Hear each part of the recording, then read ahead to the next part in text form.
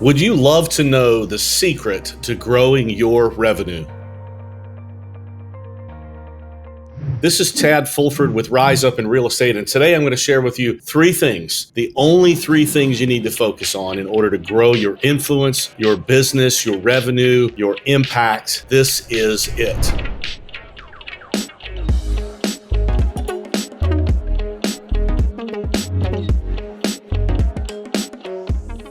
Now, for those of you that are in the business like I am, in the real estate sales business or in some sort of entrepreneurial endeavor where you have a product that you're trying to get out to the public or an influence that you're trying to get out to a group of consumers, I've got three things you need to focus on. They're very, very simple, but very, very profound. And I challenge you to reach out to me and tell me anything else you can do in order to increase your revenue other than these three things. I call them growth knobs. There's really only three that you need to focus on. The first one, you need to focus on getting more clients, more users, more people to be impacted by your product. We call it the lead hunt. We're looking for more people to buy into what we are all about. You have to grow that number. If your database is at 10,000, you need 15,000. If it's at 40, you need 80, because more people seeing your product, if you have a good process, will turn into more results. Now, how do you grow your client base? How do you grow your database? Well, there's a lot of ways to do it, but I want to encourage you on just one little tiny area. Don't throw a giant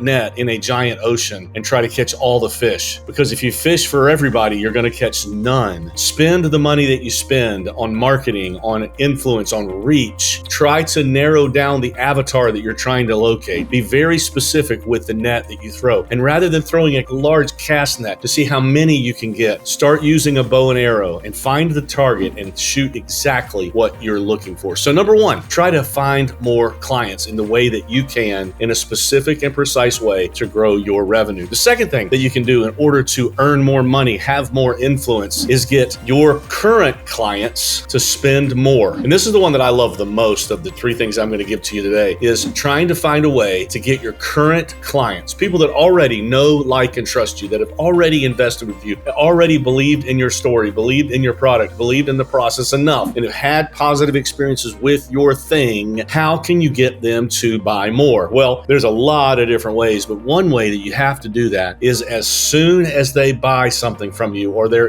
influenced or impacted by you, keep them from that very second, keep them integrated into your community. Don't let them go. Don't say, I'll get back to them later. They don't need my widget anymore. No.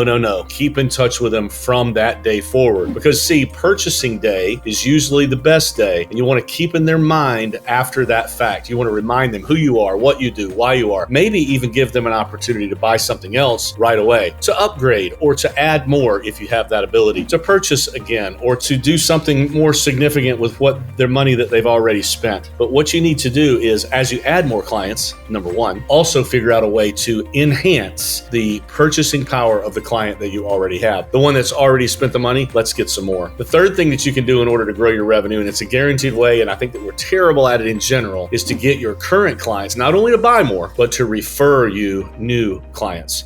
Refer more. That's the third thing. Now, this is really the secret sauce to growth, because if you get very good at number three, number one and number two will happen automatically. And here's why. If you add value to your client right after the transaction, like I suggested you do in number two, they will be thinking about you. And if you can figure out a way to encourage them to turn your name over to other people like them who can also use your services or your product and do it right at purchase, you will have more of an influence. And as that happens, guess what happens to number one? Your client count increases. Now, asking for referrals, super passionate about this. It's not as simple as putting it on the back of your business card saying, I'm always happy to help your referrals, or thank you in advance for your referrals. That's not it. What it is being very specific with questions, being very specific with reviews, being very specific with client testimonials, and sharing.